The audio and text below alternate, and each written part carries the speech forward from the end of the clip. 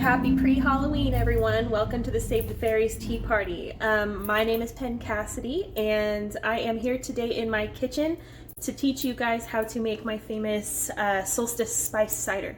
So I make this every year, and my husband loves it, and I pre-prepared some dessert to go with it, so I'll show you that in just a little bit, and I will show you the ingredients and how I made it.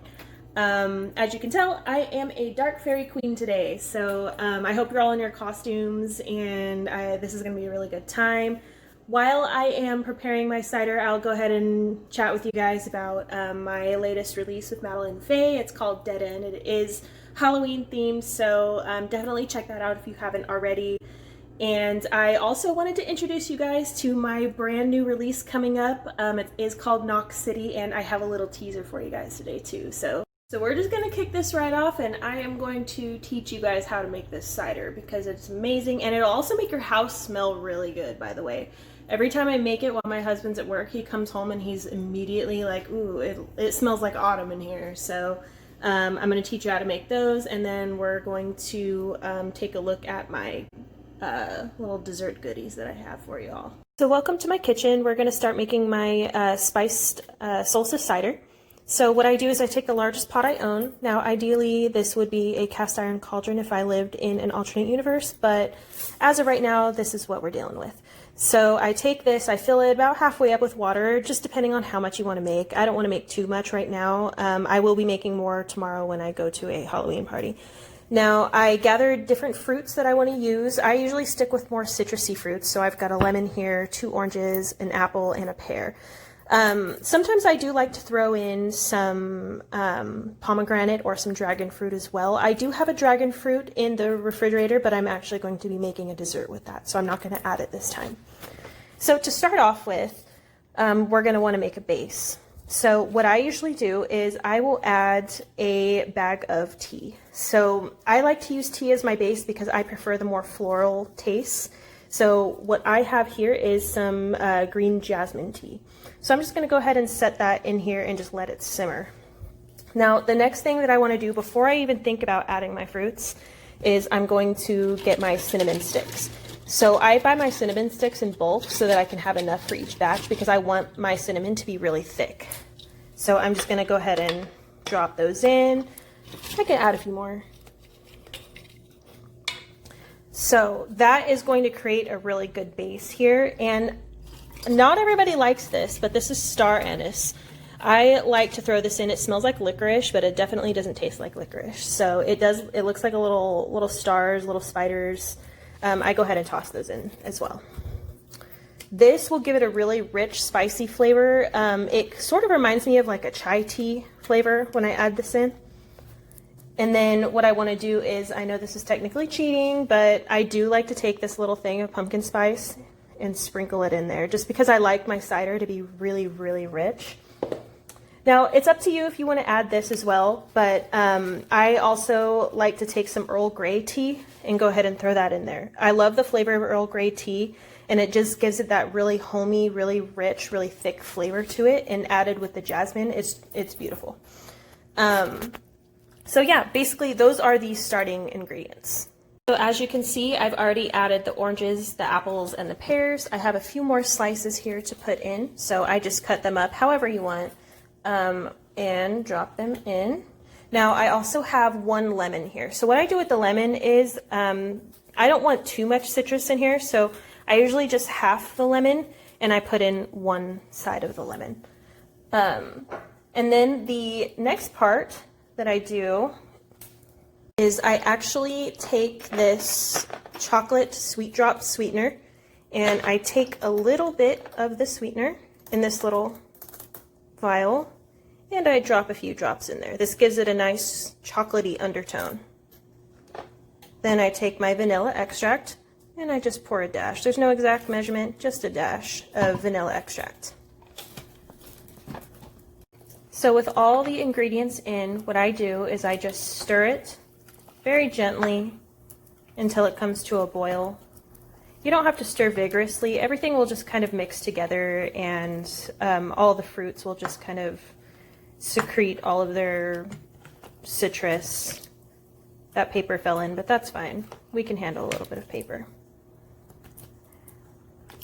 The tea will kind of create what I call like a broth. I guess that sounds really gross, but yeah, it's like a broth. It's a base. And this will thicken and create just a really nice blend of citrus and sweet flavors. And I really do recommend adding that little chocolate sweetener in there. The chocolate undertone is delicious, and it just makes it more of like a dessert drink. Now, if you wanted to add alcohol to this, I have added rum in the past. I know it sounds kind of gross, but it actually tastes really good. So you can add a splash of rum. What I would suggest is don't add it directly to the pot because you will boil off all of your alcohol. What I would do is I would pour this finished mixture once it is done marinating. I would pour it in whatever glass of you're choosing, let it cool just a little bit, and then add your alcohol. That way the goodness does not burn off. And the cool part about cider is that you can just go ahead and place one of these lids on it, and you can actually keep it simmering for pretty much all day. I usually keep mine simmering for at least 12 hours on the very, very lowest setting. I just usually set mine on melt, and then I just keep it sitting here and I serve it throughout the day. This actually works well in a crock pot as well. I don't have my crock pot right now. I basically just have my Instapot, so I do not want it to cook that quickly. I just want it to be on a low cook, so I just went ahead and did it in a pot. But you can do it either way. Crock pots are really good for storage, and they are good for transporting it if you're going to a party or anything like that.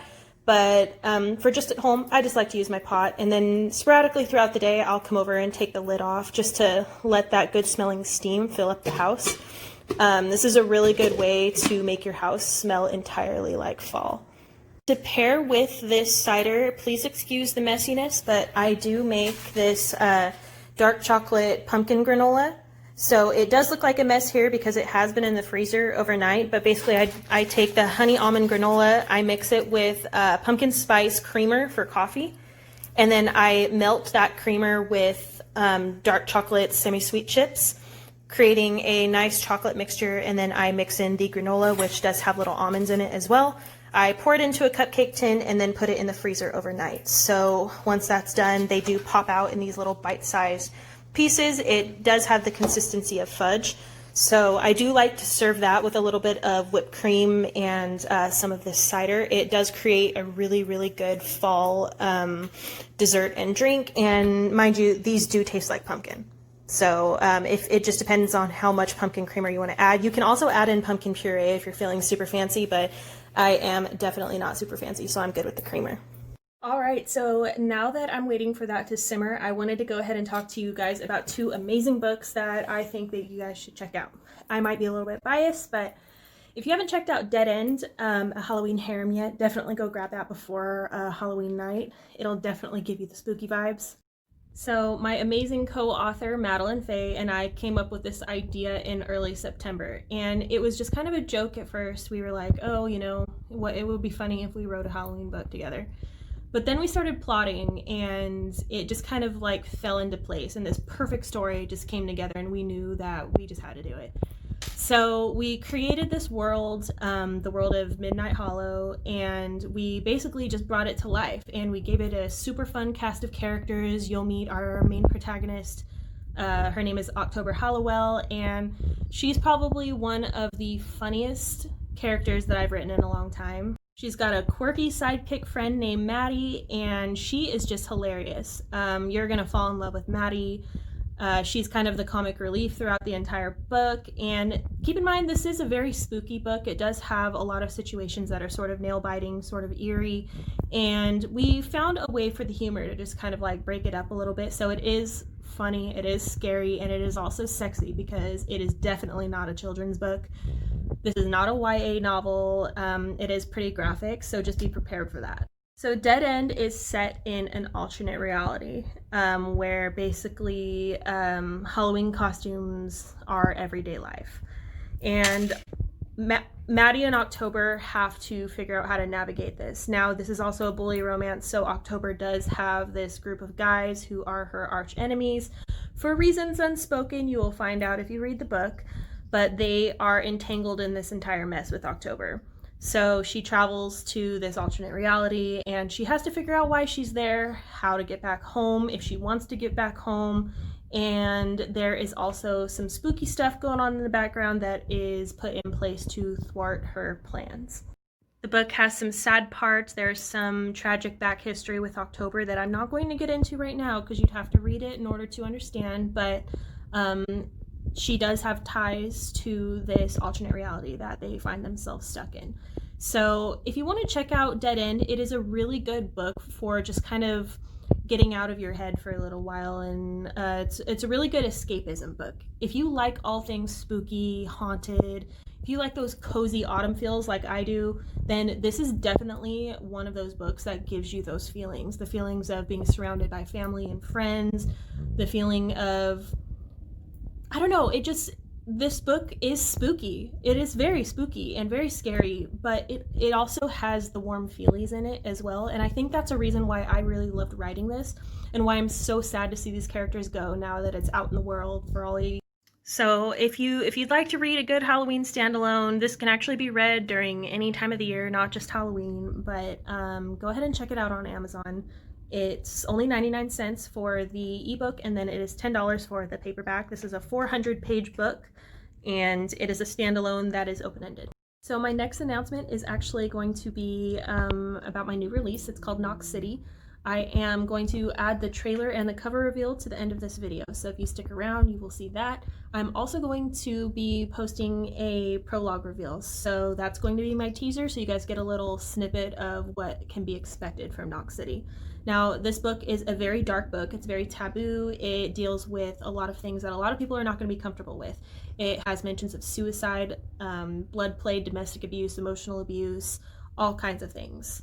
It deals with bondage and torture. Knox City is a reverse harem urban fantasy vampire mafia book. So I know that's kind of a mouthful, but trust me, it works. And it's very dark. It's very explicit. This is not a YA book. So just know that going into it, you'll probably tell that from the prologue that it is very,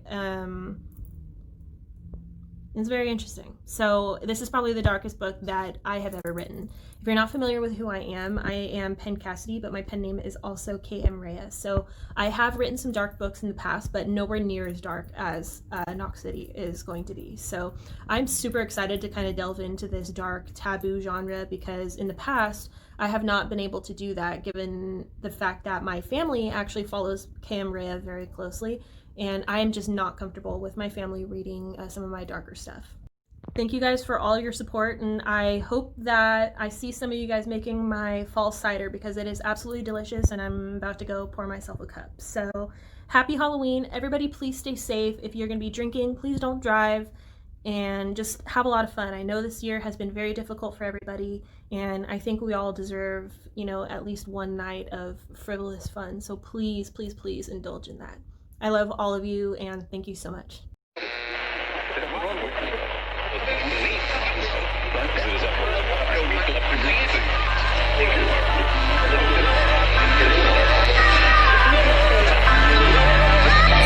He punched me in the mouth and it felt like a gift. I bet you'll never know how twisted that roll is. Yeah, it's true what they say, boys think with their dicks. No, this ain't something that sorry can fix. You're fucking with a goddess and the bitch bites back. I love it if you're honest, but it ain't like that, boy. Now you're the one who's godless.